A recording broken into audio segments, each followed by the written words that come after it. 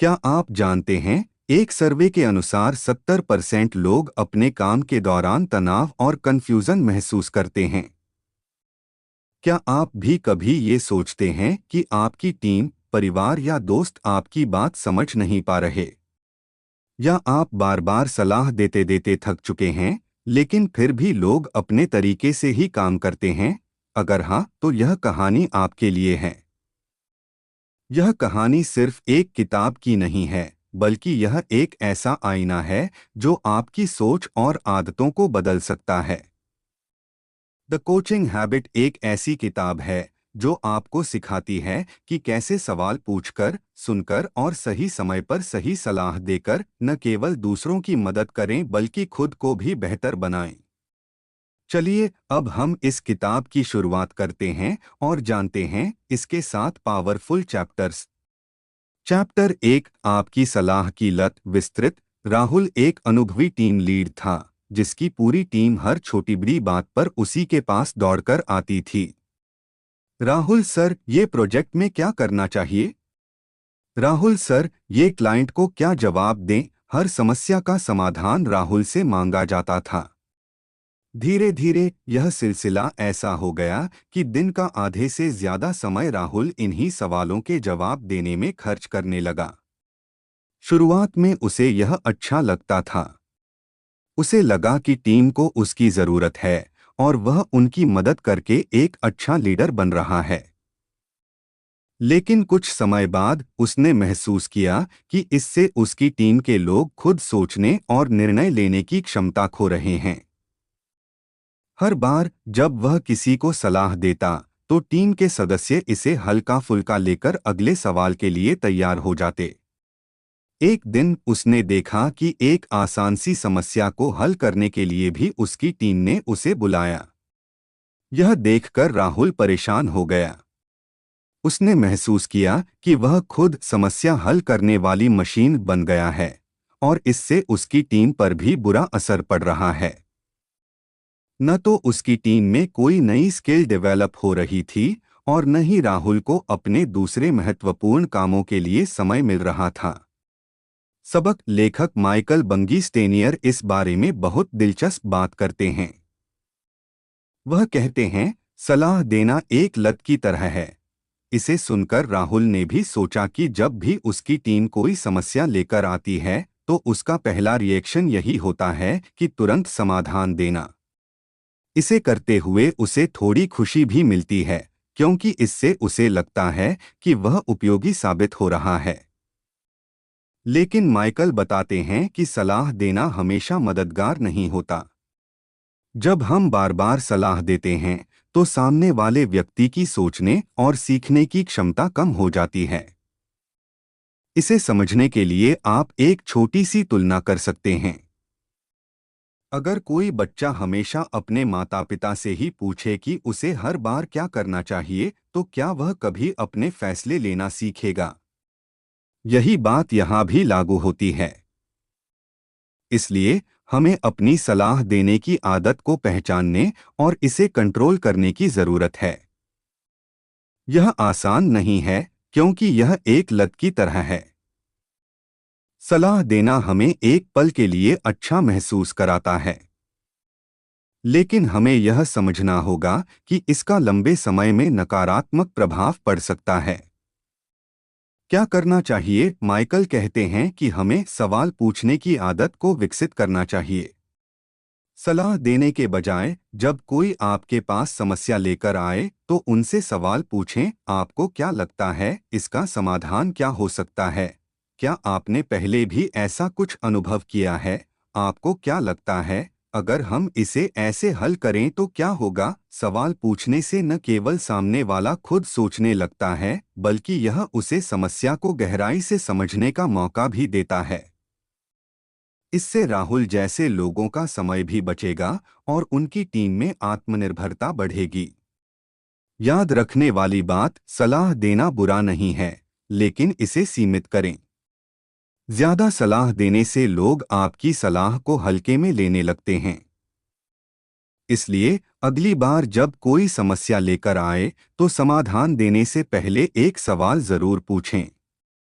Chapter 2 सवालों की ताकत विस्तृत। प्रीति एक सफल मैनेजर थी, लेकिन हाल ही में उसने महसूस किया कि उसकी टीम का प्रदर्शन लगातार गिर रहा है। मीटिंग्स लंबी चलती थीं, लेकिन ठोस नतीजे नहीं निकलते थे। प्रीति अक्सर अपनी टीम को गाइड करती थी, लेकिन टीम के सदस्य उसके निर्देशों का सही तरीके से पालन नहीं कर पा रहे थे। हर कोई अपनी परेशानियों को लेकर आता और प्रीति हर बार समाधान देकर उन्हें वापस भेज देती। एक दिन उसने सोचा कि क्यों न इस बार एक अलग तरीका अपनाया जाए। अगले दिन मीटिंग के दौरान प्रीति ने अपनी टीम से सीधा सवाल पूछा, आपके हिसाब से इस समय हमारी सबसे बड़ी चुनौती क्या है? यह सवाल सुनकर टीम के सदस्य थोड़ी देर के लिए चुप हो गए। वे इस तरह के सवाल की उम्मीद नहीं कर रहे थे। लेकिन थोड़ी देर बाद एक एक करके उन्होंने अपनी समस्याएं गिनानी शुरू कर दीं। सबसे खास बात यह थी कि केवल समस्याएं ही सामने नहीं आईं, बल्कि कुछ टीम के सदस्यों ने उनके संभावित समाधान भी सुझाए। प्रीति को यह देखकर आश्चर्य हुआ कि जिन लोगों को वह अब तक इंस्ट्रक्शन फॉलोअर समझ रही थी, वे वास्तव में अपनी समस्याओं को बेहतर ढंग से समझ सकते थे और उनका हल भी सुझा सकते थे। इस अनुभव ने प्रीति की सोच बदल दी। उसने महसूस किया कि बार बार निर्देश देने या सलाह देने से बेहतर है कि टीम को खुद सोचने और अपनी बात कहने का मौका दिया जाए। सवाल पूछने से न केवल समस्या की गहराई तक जाया जा सकता है, बल्कि टीम के सदस्यों की क्रिएटिविटी और आत्मविश्वास भी बढ़ता है। टेक्निक लेखक माइकल बंगी स्टेनियर बताते हैं कि सवाल पूछना एक कला है, लेकिन यह सिर्फ सवाल पूछने तक सीमित नहीं है, बल्कि यह सवाल पूछने का तरीका है जो सबसे ज्यादा मायने रखता है। अगर आप किसी से सवाल पूछते हैं, तो आपका मकसद केवल जवाब पाना नहीं होना चाहिए, बल्कि उनकी सोचने की प्रक्रिया को जागृत करना होना चाहिए। उदाहरण के लिए, आपको क्या परेशान कर रहा है? यह सवाल किसी समस्या की जड़ तक पहुंचने में मदद करता है। जब कोई अपनी परेशानी खुद से व्यक्त करता है, तो वह उसे बेहतर तरीके से समझ सकता है। इसके अलावा और क्या है? यह एक शक्तिशाली सवाल है। कई बार लोग अपनी पहली प्रतिक्रिया में केवल सही समस्या बताते हैं, लेकिन जब आप यह सवाल पूछते हैं, तो वे गहराई से सोचने पर मजबूर हो जाते हैं और अक्सर नई जानकारियां सामने आती हैं। सवाल पूछने के फायदे। सोचने की आदत डालना। जब आप बार बार सवाल पूछते हैं, तो लोग खुद से समाधान तलाशने की आदत डालते हैं। टीम का आत्मविश्वास बढ़ाना। जब टीम के लोग महसूस करते हैं कि उनकी राय सुनी जा रही है, तो उनका आत्मविश्वास बढ़ता है। समस्याओं की गहराई तक जाना। सही सवाल आपको सही मुद्दों से आगे ले जाकर असली कारणों तक पहुंचाते हैं। समाधान में सहयोग। जब लोग खुद से समस्या और समाधान को समझते हैं, तो वे उसे लागू करने में ज्यादा रुचि दिखाते हैं। सवाल पूछने का सही तरीका। सवाल पूछना आसान है, लेकिन सही सवाल पूछना मुश्किल। माइकल इसके लिए कुछ सरल लेकिन प्रभावी टिप्स देते हैं। स्पष्ट और सीधा सवाल पूछें, जटिल शब्दों का उपयोग न करें।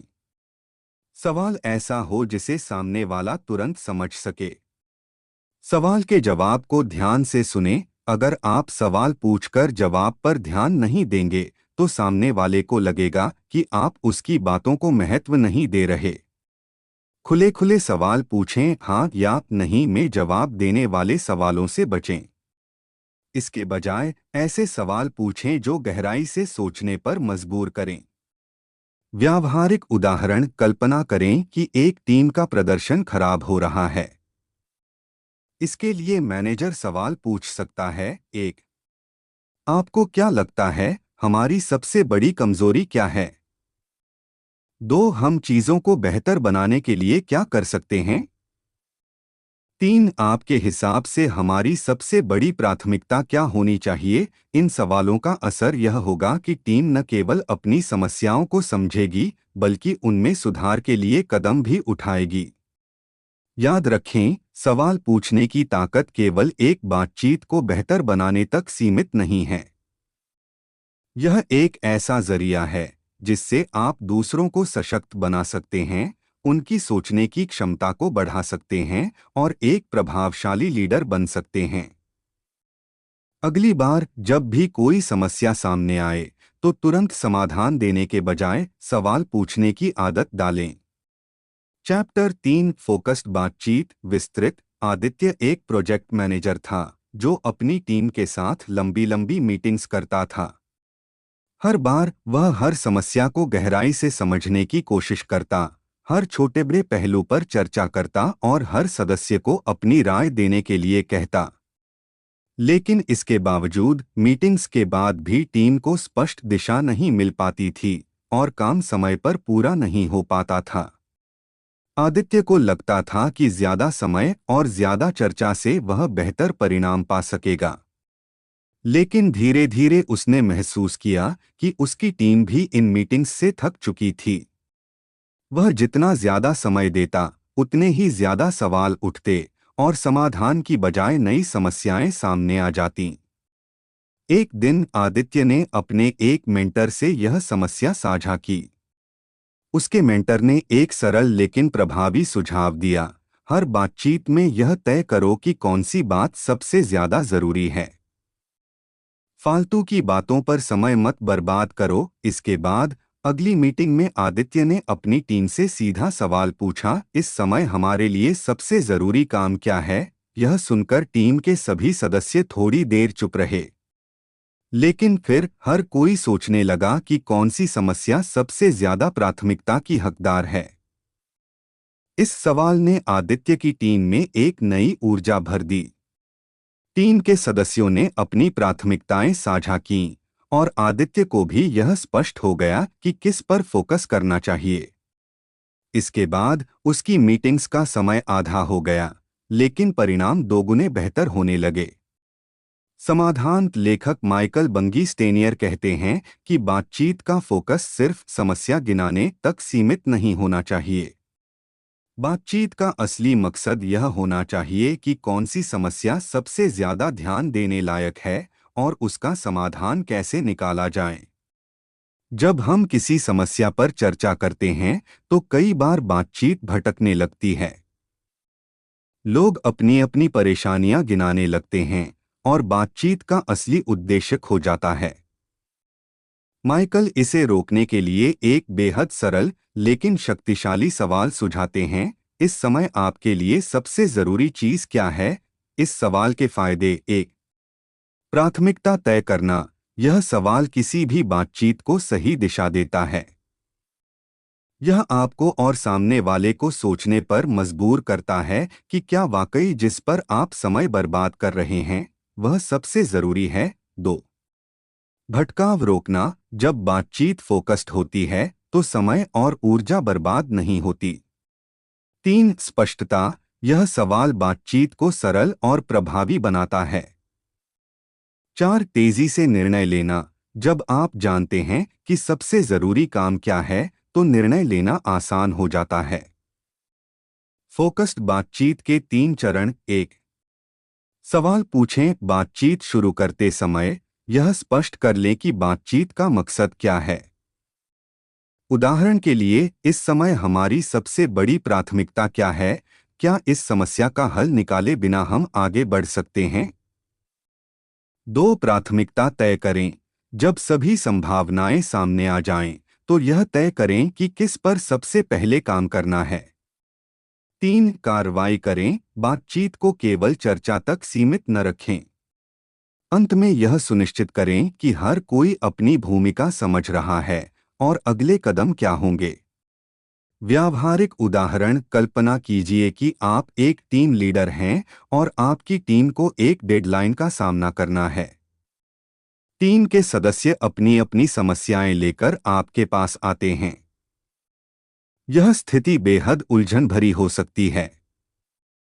लेकिन अगर आप एक सरल सवाल पूछते हैं, डेडलाइन को ध्यान में रखते हुए, हमारे लिए सबसे जरूरी काम क्या है, इससे न केवल टीम को स्पष्टता मिलेगी, बल्कि सभी का ध्यान उसी काम पर केंद्रित होगा जो सबसे ज्यादा जरूरी है। कम ज्यादा होता है का मंत्र। माइकल बताते हैं कि फोकस्ड बातचीत का मतलब यह नहीं है कि आप सब कुछ छोड़ दें।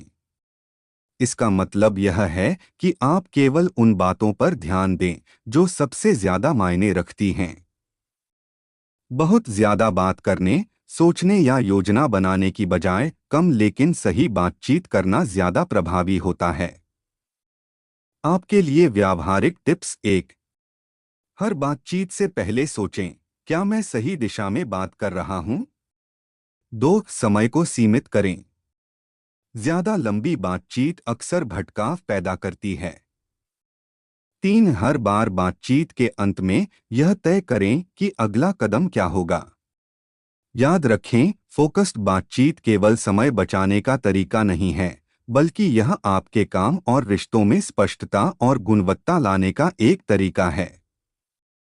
अगली बार जब भी आप किसी समस्या पर चर्चा करें, तो यह सुनिश्चित करें कि बातचीत फोकस्ड हो और केवल सबसे जरूरी बातों पर केंद्रित हो। चार, सुनने की कला। विस्तृत फैक्ट। क्या आप जानते हैं कि एक शोध के अनुसार 80% लोग सही तरीके से सुनने की कोशिश नहीं करते?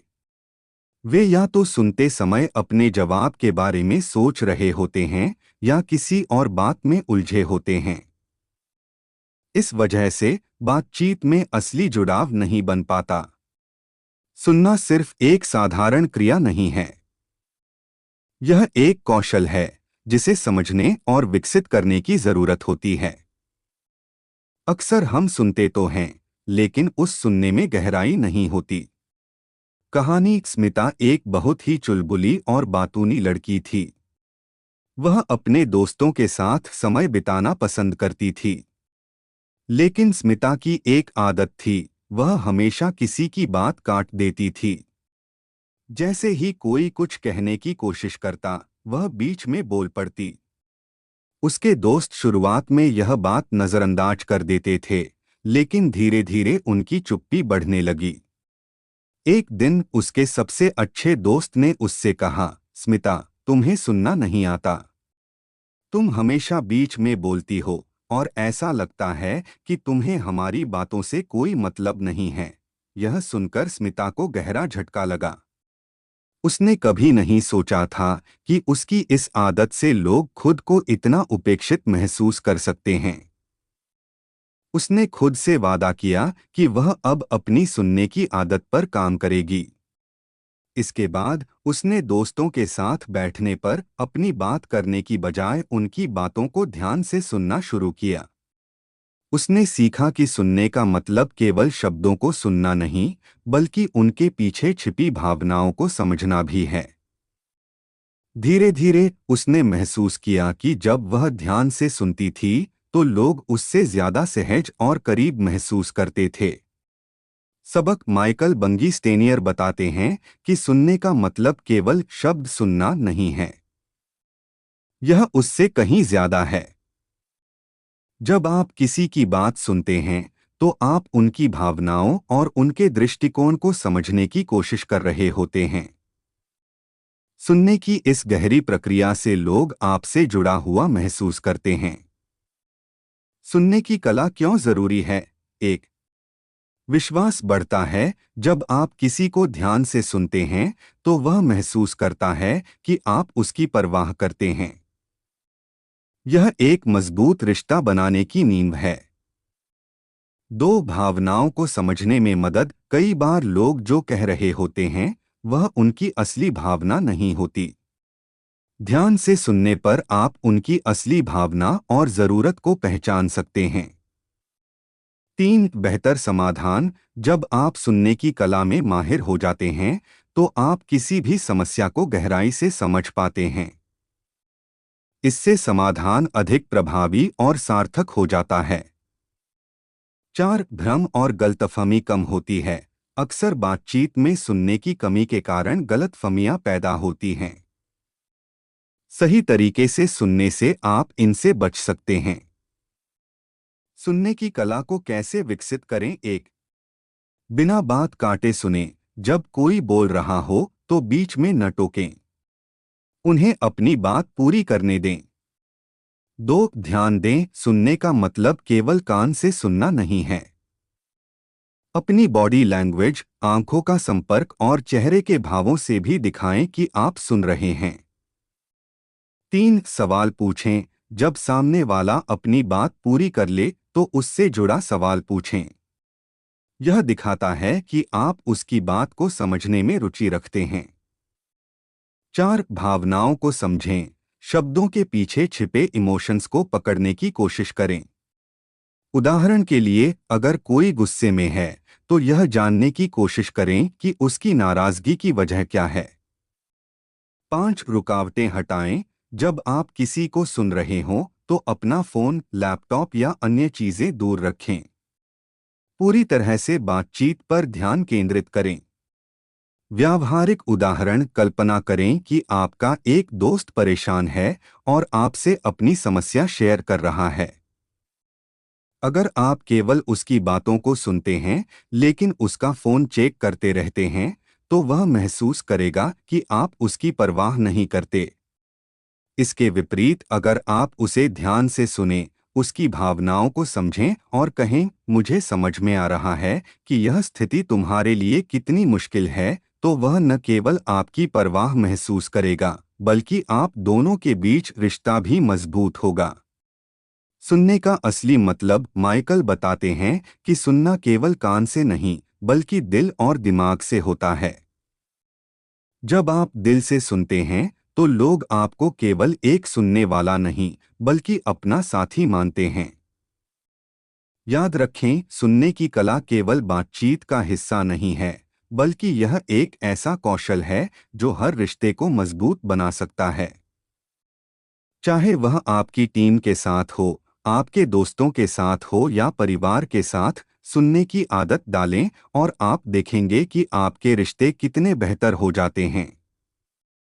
अगली बार जब कोई आपसे बात करे तो केवल सुनने के लिए न सुने बल्कि समझने के लिए सुने। सिर्फ सुनने से ही कई समस्याओं का समाधान मिल सकता है। चैप्टर 5, हिम्मत भरे सवाल। विस्तृत कहानी। राजेश एक मेहनती कर्मचारी था, लेकिन हाल ही में वह अपने काम को लेकर निराश महसूस कर रहा था। उसे लगता था कि उसका बॉस उससे कभी खुश नहीं होता। हर बार जब वह अपनी मेहनत से कोई काम पूरा करता तो बॉस की प्रतिक्रिया ठंडी रहती। धीरे धीरे राजेश ने यह मान लिया कि उसकी मेहनत की कद्र नहीं की जा रही। एक दिन राजेश ने अपने कोच के साथ अपनी समस्या साझा की।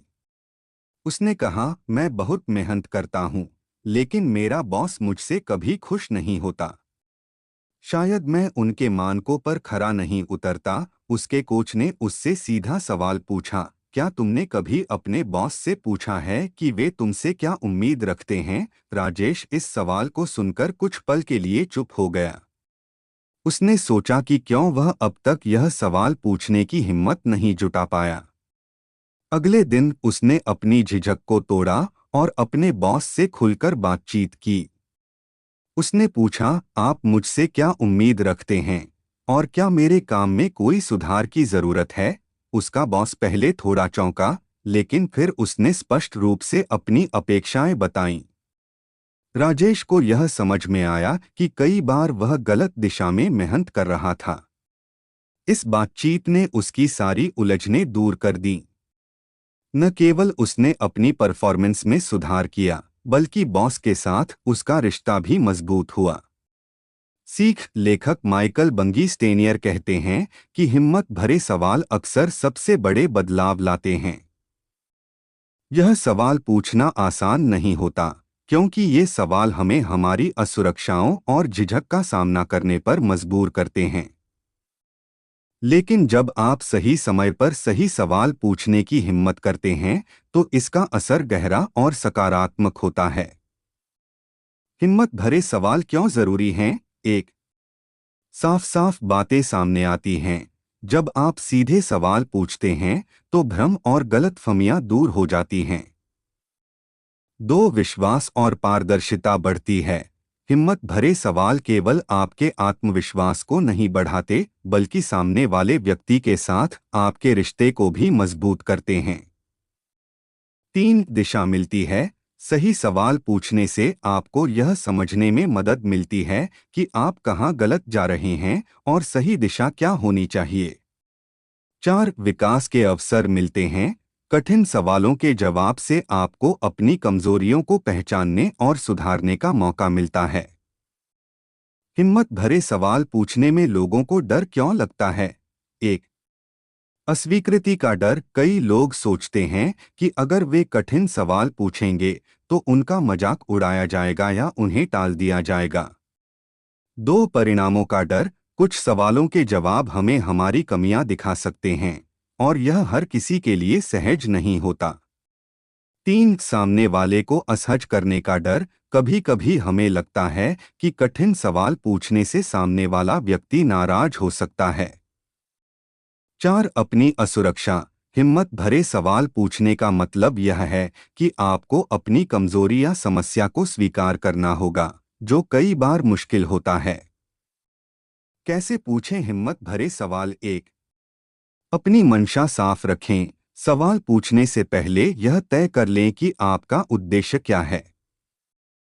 सवाल केवल शिकायत या बहस करने के लिए न हो, बल्कि समाधान की ओर ले जाने वाला हो। 2, विनम्रता और ईमानदारी से पूछें। सवाल का लहजा बेहद मायने रखता है। उदाहरण के लिए, गलत, आप हमेशा मेरे काम की आलोचना क्यों करते हैं? सही, मैं जानना चाहता हूं कि आप मेरे काम को बेहतर बनाने के लिए क्या सुझाव देंगे। 3, सही समय और जगह का चुनाव करें। हिम्मत भरे सवाल हमेशा सही माहौल में पूछें। सार्वजनिक रूप से पूछने से बेहतर है कि इसे निजी बातचीत में पूछा जाए। 4, सुनने के लिए तैयार रहें। कठिन सवाल पूछने का मतलब यह भी है कि आपको कठिन जवाब सुनने के लिए तैयार रहना होगा। जवाब को खुले दिल और दिमाग से सुनें। उदाहरण 1, काम के माहौल में सवाल, मुझे यह समझने में मदद करें कि मेरी प्राथमिकताएं क्या होनी चाहिए। क्या मैं सही चीजों पर ध्यान केंद्रित कर रहा हूं? असर, यह सवाल आपके काम की दिशा को स्पष्ट करेगा और बॉस से आपके रिश्ते को सुधारने में मदद करेगा। 2, रिश्तों में सवाल, क्या मैं आपकी उम्मीदों पर खरा उतर रहा हूं? अगर नहीं, तो मैं इसे कैसे सुधार सकता हूं? असर, यह सवाल किसी भी रिश्ते में पारदर्शिता और आपसी समझ को बढ़ाता है। 3, स्वयं से सवाल, क्या मैं अपने लक्ष्यों के लिए सही दिशा में मेहनत कर रहा हूं? असर, यह सवाल आपको आत्मविश्लेषण करने और अपनी रणनीति में सुधार करने का मौका देता है। हिम्मत भरे सवाल का असली मतलब। हिम्मत भरे सवाल का मतलब यह नहीं है कि आप किसी से बहस करें या आलोचना करें। इसका असली मतलब है खुद को सुधारने के लिए ईमानदारी से मदद मांगना। याद रखें, हिम्मत भरे सवाल आपके लिए नई राहें खोल सकते हैं। अगर आप यह सोचकर चुप रहते हैं कि सवाल पूछने से स्थिति खराब हो सकती है, तो आप खुद को सुधारने और रिश्ते मजबूत करने का मौका गवा देते हैं। अगली बार जब आप किसी उलझन में हो, तो झिझक को पीछे छोड़कर सवाल पूछें। यही सवाल आपके जीवन और करियर में बदलाव ला सकता है। तो क्या आप हिम्मत भरे सवाल पूछने के लिए तैयार हैं? चैप्टर 6, कोचिंग के छोटे छोटे पल। विस्तृत कहानी। नीलम एक टीम लीडर थी। उसे हमेशा लगता था कि कोचिंग का मतलब है लंबी लंबी मीटिंग्स, गहराई से हर समस्या का विश्लेषण करना और उसके बाद रणनीति बनाना।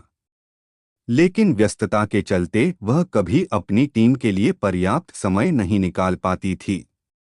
उसकी टीम के सदस्य अक्सर उससे कहते, हम कुछ समस्याओं पर बात करना चाहते हैं, लेकिन वह उन्हें यह कहकर टाल देती, फिलहाल समय नहीं है। अगले हफ्ते देखेंगे। एक दिन उसकी टीम के एक सदस्य ने उसे अपनी परेशानी साझा करने के लिए रोका। नीलम के पास ज्यादा समय नहीं था, लेकिन उसने रुककर केवल 10 मिनट की बातचीत के लिए हामी भरी। उसने सदस्य से सीधा सवाल पूछा, इस समस्या का सबसे बड़ा कारण क्या है? और फिर दूसरा सवाल, आपके हिसाब से इसे हल करने के लिए सबसे बेहतर तरीका क्या हो सकता है? बातचीत खत्म होने से पहले उस सदस्य ने समाधान खुद ही ढूंढ लिया। नीलम को यह देखकर बहुत आश्चर्य हुआ कि कोचिंग के लिए लंबा समय देना जरूरी नहीं है। हर छोटी बातचीत कोचिंग का एक अवसर हो सकती है, बशर्ते वह सही दिशा में हो। उस दिन के बाद से नीलम ने हर दिन 10 से 15 मिनट अपनी टीम के सदस्यों को सुनने और उन्हें गाइड करने में देना शुरू किया। उसने पाया कि छोटी छोटी बातचीत ने न केवल टीम के प्रदर्शन को बेहतर बनाया, बल्कि टीम के साथ उसके रिश्ते भी गहरे हो गए। तरीका माइकल बंगी स्टेनियर इस अध्याय में यह संदेश देते हैं कि कोचिंग एक प्रक्रिया है, न कि कोई बड़ा प्रोजेक्ट। कोचिंग को जटिल बनाने की बजाय इसे छोटे छोटे पलों में बांटा जा सकता है।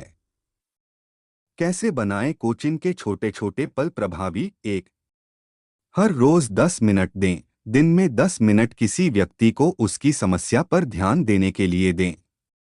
यह समय भले ही छोटा हो, लेकिन यदि सही तरीके से उपयोग किया जाए तो यह बहुत प्रभावी हो सकता है। 2, सही सवाल पूछें। समाधान देने की बजाय ऐसे सवाल पूछें जो व्यक्ति को सोचने पर मजबूर करें। उदाहरण के लिए, आपके हिसाब से सबसे बड़ा चैलेंज क्या है? आपको क्या लगता है कि इसका हल कैसे निकाला जा सकता है? इसके अलावा और क्या है जो आपको परेशान कर रहा है?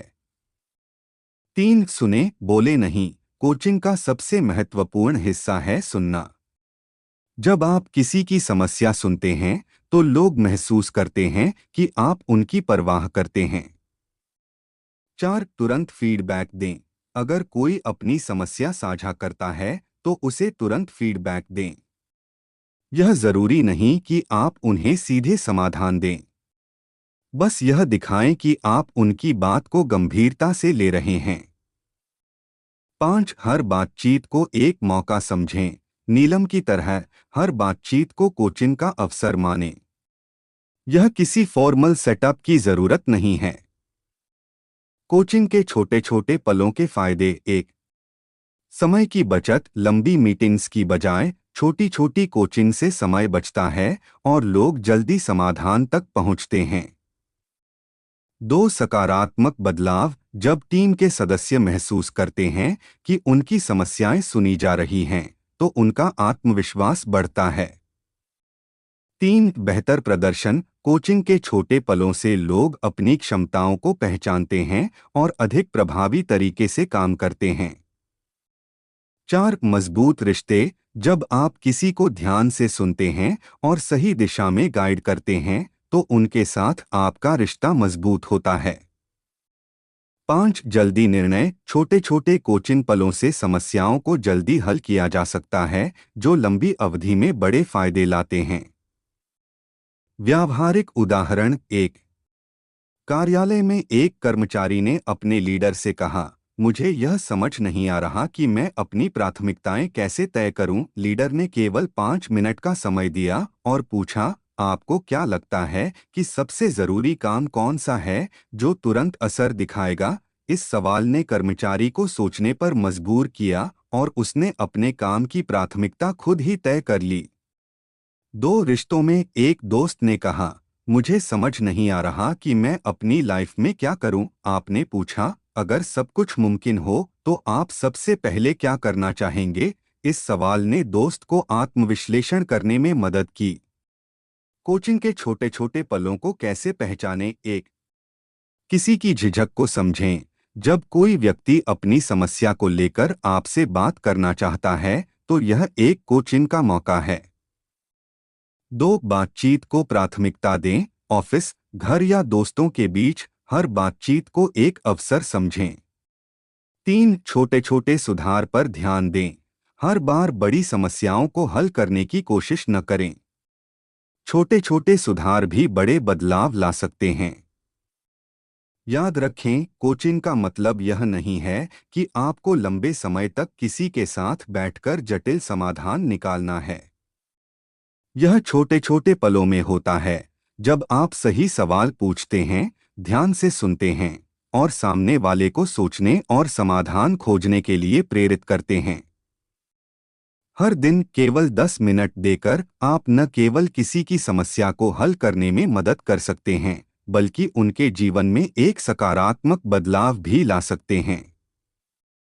तो अगली बार जब कोई आपसे बात करने आए, तो इसे केवल बातचीत न समझें, इसे कोचिंग का एक अवसर बनाएं। चैप्टर 7 आखिरी सवाल विस्तृत कहानी। किशोर एक अनुभवी टीम लीडर था, जिसे अपनी टीम को मार्गदर्शन देने में आनंद आता था। वह हर सप्ताह टीम के साथ मीटिंग करता और नई चुनौतियों और उनके हल पर चर्चा करता। लेकिन एक चीज थी जो किशोर की मीटिंग को अलग बनाती थी। वह हर मीटिंग के अंत में एक साधारण लेकिन शक्तिशाली सवाल जरूर पूछता, आपने इस बातचीत से क्या सीखा? पहले टीम के सदस्य इस सवाल को हल्के में लेते थे। कुछ लोग सिर्फ सर हिलाते और कहते, हाँ, ये मीटिंग अच्छी थी। लेकिन जैसे जैसे समय बीता, उन्होंने महसूस किया कि यह सवाल उन्हें सोचने और आत्मविश्लेषण करने पर मजबूर करता है। एक बार मीटिंग के बाद एक टीम के सदस्य आलोक ने कहा, मुझे इस सवाल से एहसास हुआ कि मैं केवल समस्याएं गिना रहा था, लेकिन उनका हल सोचने की कोशिश नहीं कर रहा था। किशोर ने मुस्कुराकर जवाब दिया, यह सवाल केवल आपको जवाब देने के लिए नहीं है, यह आपको सोचने का मौका देता है। जब आप अपनी सीख को पहचानेंगे, तभी आप बेहतर निर्णय ले पाएंगे। धीरे धीरे यह सवाल किशोर की टीम की संस्कृति का हिस्सा बन गया। हर मीटिंग के बाद टीम के सदस्य अपनी सीख साझा करते, और यह प्रक्रिया न केवल उन्हें आत्मविश्वास देती, बल्कि उनके प्रदर्शन को भी बेहतर बनाती। सीख लेखक माइकल बंगी स्टेनियर का मानना है कि कोचिंग का असली मकसद समाधान देना नहीं है। इसका असली उद्देश्य यह है कि लोग खुद अपनी समस्याओं और सीख को समझें। जब आप किसी को सोचने और अपनी सीख को पहचानने का मौका देते हैं, तो आप उन्हें आत्मनिर्भर बनने में मदद करते हैं। आखिरी सवाल का महत्व एक सीख को स्पष्ट करता है। आपने क्या सीखा? यह सवाल लोगों को अपनी बातचीत या अनुभव की मुख्य बातों को समझने और याद रखने में मदद करता है। दो सोचने की आदत डालता है। यह सवाल लोगों को तुरंत समाधान पर कूदने के बजाय सोचने और विश्लेषण करने के लिए प्रेरित करता है। तीन आत्मविश्वास बढ़ाता है। जब लोग अपनी खुद की सीख को पहचानते हैं, तो उनका आत्मविश्वास बढ़ता है। वे महसूस करते हैं कि उन्होंने कुछ नया सीखा या समझा है। चार टीम के बीच पारदर्शिता। जब एक टीम अपनी सीख साझा करती है, तो यह सभी के लिए प्रेरणा का स्रोत बनती है। यह एक साथ सीखने और बढ़ने का माहौल बनाता है। कैसे पूछें? आखिरी सवाल एक सवाल को सहज बनाएं। जब भी आप किसी बातचीत या मीटिंग को खत्म करें, तो इसे एक आदत बनाएं कि आप यह सवाल पूछें। यह ऐसा होना चाहिए जैसे बातचीत का स्वाभाविक हिस्सा हो। दो सही समय चुनें। यह सवाल मीटिंग या चर्चा के अंत में पूछा जाना चाहिए, जब सभी लोग तैयार हों और शांत मन से जवाब दे सकें। तीन लोगों को सोचने का समय दें। जब आप सवाल पूछें, तो तुरंत जवाब की अपेक्षा न करें। लोगों को सोचने और आत्मनिरीक्षण करने का मौका दें। चार साझा करने के लिए प्रेरित करें। कुछ लोग शुरुआत में अपनी सीख साझा करने में झिझक सकते हैं। उन्हें प्रेरित करें कि वे खुलकर अपनी राय दें। प्रैक्टिकल उदाहरण एक कार्यालय में एक टीम मीटिंग के बाद मैनेजर ने पूछा, आज की मीटिंग से आपने क्या सीखा या समझा? जवाब, मुझे समझ में आया कि हमें अपनी प्राथमिकताएं स्पष्ट करनी होंगी और टीम के बीच बेहतर समन्वय बनाना होगा।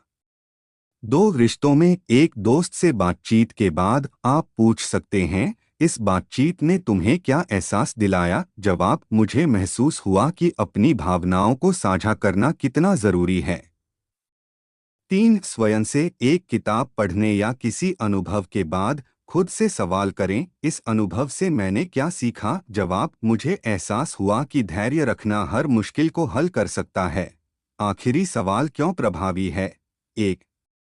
मस्तिष्क को सक्रिय करता है। जब आप किसी व्यक्ति से यह सवाल पूछते हैं, तो उनका मस्तिष्क तुरंत उस बातचीत की महत्वपूर्ण बातों को ढूंढने लगता है। 2. सकारात्मक आदत बनाता है। सीखना और सोचना आदतें हैं, और यह सवाल इन आदतों को विकसित करने में मदद करता है।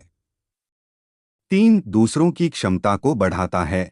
यह सवाल न केवल समस्याओं को हल करने में मदद करता है, बल्कि दूसरों को उनकी क्षमताओं और सीखने की ताकत को पहचानने में भी सहायता करता है। 4. नकारात्मकता को कम करता है। जब आप किसी मीटिंग या बातचीत के बाद अपनी सीख पर ध्यान केंद्रित करते हैं, तो आप उसमें छिपी सकारात्मकता को समझते हैं, भले ही वह बातचीत मुश्किल क्यों न रही हो। आखिरी सवाल पूछने के फायदे। 1. व्यक्तिगत विकास। जब आप इस सवाल को खुद से या दूसरों से पूछते हैं, तो यह व्यक्तिगत विकास को प्रेरित करता है। 2. लंबी अवधि में प्रभाव। यह सवाल न केवल किसी एक बातचीत पर असर डालता है, बल्कि लोगों को लगातार सोचने और सीखने की आदत डालता है। 3. टीम के प्रदर्शन में सुधार। अगर यह सवाल टीम मीटिंग्स का हिस्सा बनता है, तो पूरी टीम एक सकारात्मक और सीखने वाली संस्कृति का हिस्सा बनती है। 4. समस्याओं का स्थायी समाधान। लोग केवल सतही समाधान पर ध्यान नहीं देते, बल्कि गहराई में जाकर स्थायी समाधान खोजते हैं। याद रखें, आखिरी सवाल पूछना केवल एक तकनीक नहीं, बल्कि एक दृष्टिकोण है।